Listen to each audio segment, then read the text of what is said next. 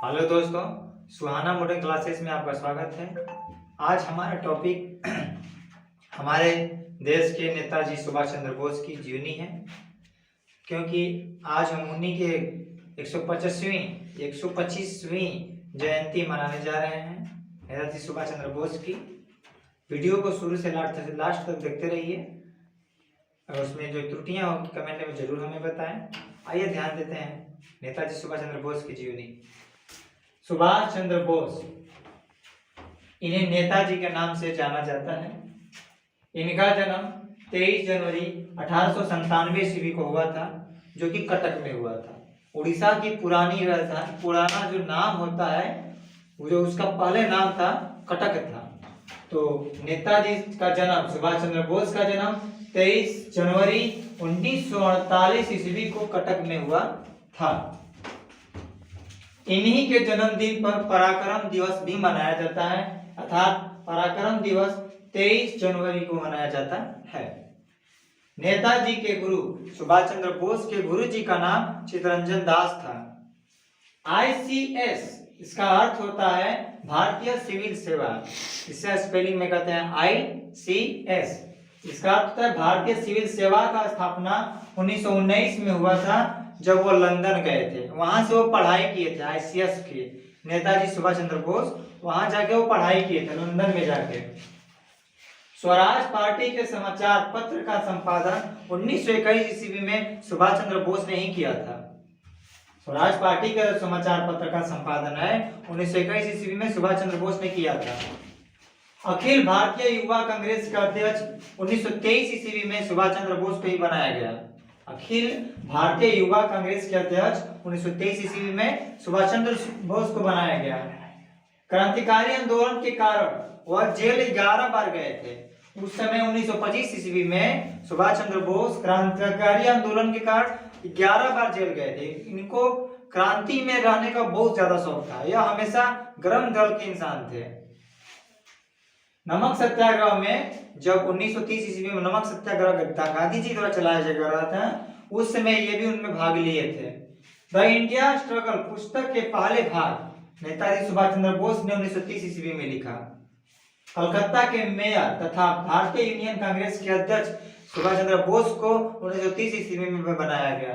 कलकत्ता के मेयर और भारतीय यूनियन कांग्रेस के अध्यक्ष 1930 ईस्वी में सुभाष चंद्र बोस को बनाया गया।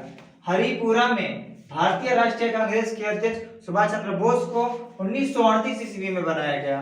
फिर पुनः उसी समय राष्ट्रीय योजना आयोग का गठन किया गया, जो 1938 ईस्वी में हुआ था। त्रिपुरा यानी त्रिपुरा एक जगह का नाम है, जहां पे पट्टाभी सीता को हराकर सुभाष चंद्र बोस ने कांग्रेस के अध्यक्ष 1939 में चुने गए थे। ऑल इंडिया फॉरवर्ड ब्लॉक का गठन 1939 ईस्वी में सुभाष चंद्र बोस ने ही किया था।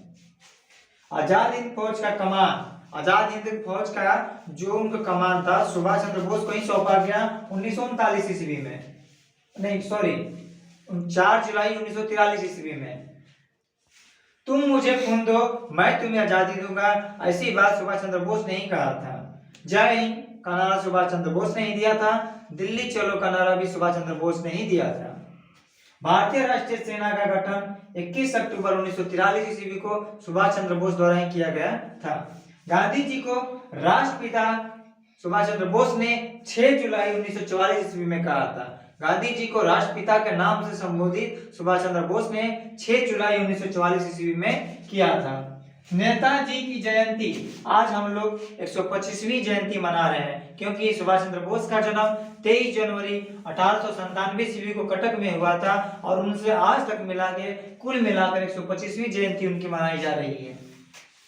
सरकार ने इनकी याद में अंडमान निकोबार के 3 द्वीपों का नाम परिवर्तन कर दिया। वो हमारे देश के पीएम दामोदर दास नरेंद्र मोदी ने इन 3 द्वीपों का नाम बदल दिया। जो पहले राष्ट्र द्वीप था, आज उसका नाम नेताजी सुभाष चंद्र बोस द्वीप है। जो नील द्वीप था, आज उसका नाम शहीद द्वीप है। जो हैवलॉक द्वीप था, आज उसका नाम स्वराज द्वीप है। यह सब सिस्टम 30 दिसंबर 1948 को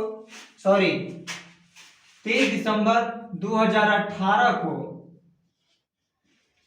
पीएम मोदी के द्वारा घोषणा किया गया था।